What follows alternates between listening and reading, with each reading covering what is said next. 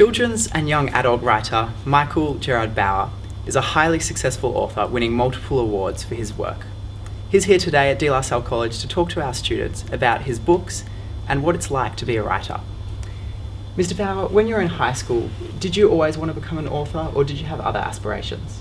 I don't think in high school I thought that I could become an author. I don't think it was something I thought that was in my capabilities. I like reading when I was at high school, and I like writing, but I can't ever remember at school going home and writing things for myself. I like words and I like stories, and my first ambition, I say, in high school was to be a singer-songwriter. That was my goal, to write songs. And I'm going way back in time, but I sort of wanted to be, like Bob Dylan. That was my singer-songwriter like that. So they were the first things I tried to write, and I still sort of try to do that. But I don't think I'm very good at singing or writing songs, but it's something I like. And it was only later when I went to uni and then became an English teacher, and I doing stories and books and novels that I had the passion to write something of my own. And for many years I kept thinking, I'll write some short stories and send them away and see if I'm good enough to get published. But so busy being an English teacher, an economics teacher, I sort of never got around to really doing that. And eventually one of those short stories, or one of those ideas for a short story, started to sort of grow larger in my mind, and eventually grew into what would be the first novel. Okay, so was there a teacher or a person in high school or university which helped you develop as a writer? I suppose the one person who did was a lady at university. She was an American tutor from one of the southern states in America, and I had her for American literature, and she was a very inspiring teacher in terms of her love of literature. And the other thing I think she helped me with was like coming out of myself a bit more and having more confidence. At school, I didn't have much confidence, particularly speaking in front of people. And one of my books, the Ishmael series, is about a boy called Ishmael who's terrified of speaking in public, or doesn't like it. And that's sort of what I was like at school. And even when I got to university, when I had tutorials, you sit around a table of 12 people, and the first lesson the tutor would go around and say, just say your name, introduce yourself, what course you're doing. I'd be terrified of that. Like, I'd be worried when it came around to me, would the words come out, could I say anything, everyone's looking at me. And so I would be happy in a tutorial to just sit and say nothing and listen to everybody else. And this lady, her name was Dr. Jane Novak, she wouldn't let me do it. Like, every tutorial it would be, so Michael, what do you think of that? And like at the beginning I'd like mumble out a few words, but the thing was, whatever I said, she took it like it was the Sermon on the Mount or something. I'd say, she, Michael, that's interesting, can you explain that a bit more? Oh, okay. And I do it, and every tutor, I knew that I was going to get this a number of times, and I just got more and more confident, and particularly because her response was so positive, I thought, well, maybe I've got something to say. And I got confident in her tutorial, and it spread to other ones a bit more. And I think that's the only way I could have eventually gone into teaching. I don't think I could have done it if I was so sort of quiet as I was when I first got to university. So she inspired me with her love of reading and writing and books, and also her love of American literature, which I also loved, Hemingway and Steinbeck and Kurt Vonnegut and all those guys. And I wanted to write something like that. She sounds a bit like Miss Rowe.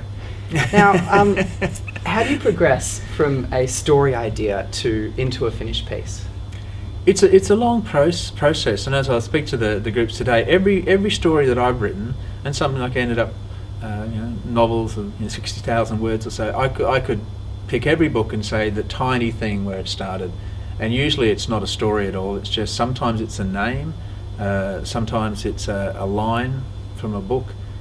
Sometimes it's a small childhood memory that ends up being, one page of a 300-page novel. And it's just that one thing that sort of you get curious about and you get drawn into. And I say it's like finding one piece of a jigsaw puzzle, and you don't know what the final picture will be at the beginning, but this bit is interesting. And you wonder what connects to it. And that's what you do, you sort of make up stories, and it starts to grow a bit. And some of those things that you think about start to get to a stage where you think, I want to try to complete this picture. And often at the time for me, I haven't got a clear idea what the final thing is going to be. It develops as you go along. So I think about the stories and let the ideas sort of grow in my head for quite a while. I have to know the ending of the story in my head. I have to see it before I write the first word. And then I'm trying to find and discover the story, all the other bits of missing pieces of the story along the way. So it's a long process, and it's amazing the little things that grow into a story.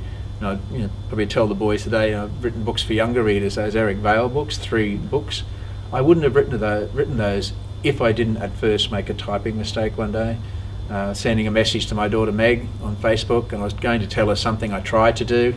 It was a disaster. Meg, it was an epic fail. And I just typed and sent it, and accidentally I typed Eric. Meg was an Eric fail. And she sort of saw it and made fun of it, and then said, it sounds like a character's name or something. And that little thought got me thinking, not only Eric failed, but maybe he had a name that sounds like that, and what if he gets that nickname, and then what if all these epic fail things happen to him, and what if he wants to get rid of it and has an epic win? And so I've written those 3 books and another 3 books coming from it, and I think, well, if that little incident didn't happen, maybe those books don't get written. So what I think I've become a bit more used to as a writer, is when something happens that I find interesting, I find myself thinking about, I think I'm more attuned that there's a potential there for maybe it to grow into something much bigger. Now, was The Running Man your first completed book? It was, except the first thing I really tried to write was a picture book, based it on, it was quite a number of years before, when my son was Joe, who does the illustrations for some of the books now, was a very young boy. He was just obsessed with dinosaurs. He used to draw them and make them and collect them, and one day he sat down and decided he was going to create a dictionary that listed every single type of dinosaur bone there ever was. So he got these scientific books, and he drew the bone and had the scientific name. He's like 5 years old or something, and he's just obsessed by these things. So I wrote a picture book called Joseph's Discovery, about a boy who was obsessed by dinosaurs and wanted to find one of his own. And I sent that away. I illustrated it too, not because I thought I was a great artist, but I just wanted to sort of give an idea of what I thought the words and pictures could be like. And I sent that away to, I think, 6 or 7 different publishers, and I got some nice feedback, but they said, we're not going to publish it because expensive business picture books, and only publish 1 or 2 a year. So that was the first thing I tried, and it wasn't successful. But The Running Man was the first longer thing I wrote, and it was successful. The only thing I'd actually completed before The Running Man was a short story for the Brisbane Writers' Festival. Yep. And 100-word short story. That's what it was. It was like a contest for a short story. And I had all these ideas for short stories that I never finished. And when I saw this contest, I thought, 100 words. I know 100 words. I could do this. So I sent it in, and I won that competition. In the same sort of week that I got the message that I'd won the Brisbane Writers' Festival short story competition, I got a phone call from a publisher who wanted to publish The Running Man. So it's like, best week of my literary life. So what was your inspiration for writing The Running Man? It started off with a childhood memory of looking for silkworms in my backyard in Ashgrove when I was a really little boy. Mm-hmm. And silkworms became a very central sort of theme to that. It got me thinking about, I did actually write a poem about various incidents involving that mulberry tree, and then I was going to write a short story using those same incidents. And while I was thinking about that short story, other things got drawn into it, and it sort of became something longer and bigger in my head. And also because the main thing that really got the story going is because I really loved a poem called The Silkworms by Douglas Stewart when I was growing up. And it's all about how silkworms spend all their lives in a box, and there's a whole world, but this is their world. And every time I read it, I always sort of read that poem as if it was about people rather than just silkworms. Sometimes people spend all their lives sort of where they're safe and secure. And I just started to think about a man who was like silkworms, who spent all his life in a box and wouldn't come out. So it started off with me thinking of a man who was in a room or in a house in a neighbourhood, and nobody saw him and no one knew why, but he was hiding in there. And that's got the story going. And that was like a bit of the jigsaw puzzle. Got this bit, and I wonder why he's there. What's his story? Has he done something wrong? Are criminals after him? And then other things got drawn in because I was thinking of this mysterious man in the neighbourhood. And when I grew up in Ashgrove, there was a man who used to shuffle around my streets of my neighbourhood in old ragged clothes, who when I was a young boy, I used to call The Running Man. And he used to sort of frighten me a bit. and he disappeared from the neighbourhood, and I never knew anything about him besides his appearance, and he sort of got drawn into the story too, because I wanted to write a story about this man where I filled in all the things I didn't know just with my imagination. Okay, now, how did your final piece differ from your starting idea? For The Running Man? Yes, for The Running Man. Like the first draft, or well, Yeah. see, it sort of developed a lot along the way. I think when I started to write it, I've never started a book thinking this is why I'm writing it, or this is a message I want to push, or anything like that. But as you write something, the concerns of the story, I guess, come out, and it started to be more and more a story about, I think, the way we judge people, the way we label people, the way we put people in boxes ourselves and say, because of they're that country or that culture, or because they're like this. We put labels on them, illegal immigrants or whatever they might be, and we don't treat them as people. And I started to think about that idea, and I guess that's what developed the story. When I sent the manuscript in to the publishers, and the editors sort of went through it, there wasn't very much change at all. There was no change really in the story. There was just tightening of my language, I think. Because I think I had a tendency, and still do a bit, to sort of overwrite things. I think I need to pull back a little bit and be a little bit more subtle from time to time. Right, and as a couple in your books, you use the young boy as narrator. Now, you say that you draw from your past experiences, and but why do you enjoy writing from this perspective? I don't know really. I think one of the reasons, and I often say that. When I write the story, some people say, how do you write for a teenage audience? And for me, I always say, when I'm writing it, I don't think that I am. I'm writing the story for me. This is a story I like. It just happens to have a teenage or a young person as the main character. And I'd like to think that quite a lot of my books, read by younger people, but I would hope that most of them could be also read and enjoyed by adults as well. I think the teenage years, young adult years are great storytelling years, because it's a time when things are new, when people are going through new experiences. I think it's often a time where the character in the story, where their emotions are fairly high and raw, and things are uncertain and unknown. So you've got all the drama and all the ingredients for conflict and interest in the story. I think it's an interesting time. I think in the future I'll probably write stories that have adults as the main characters, if those stories sort of come to me and interest me. But at the moment, just the way it's gone, I think. And maybe because I was an English teacher and I actually love YA literature. I think more adults should read it. And I think there's a difference between books written about teenagers and books written just for teenagers and books written about teenagers. Because in the past, books like To Kill a Mockingbird, it's got young kids, that would have been probably like a young adult book. Catcher in the Rye, that would have been a young adult book. Lord of the Flies, young adult book. But in the past, they were just books that had, younger people as the protagonists. And could you nominate some authors who you aspire to, or who influence your writing? When I went to uni, I did a whole range of English subjects, and I sort of had I had a double major in English, and I taught for 3 years, and I went back to university full time and just did English, and had with a quadruple major. I did third world and all these different things, different countries, and I actually really love American literature for some reason. It really appealed to me, the American writers, as I said, Steinbeck and Kurt Vonnegut and William Faulkner and all those guys. So in a classical sense, those people.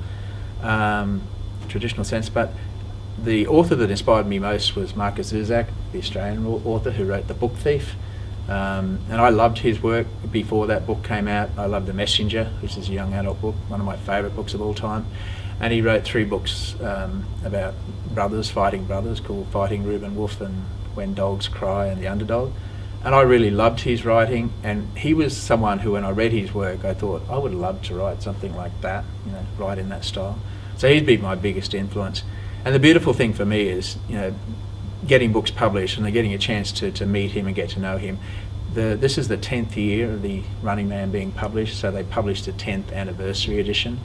And Marcus put a comment on the front cover for me. So it sort of came a full circle. The person who I didn't know, who sort of inspired me to have a go at writing, in the end, gets his name and a comment on my book, which is lovely.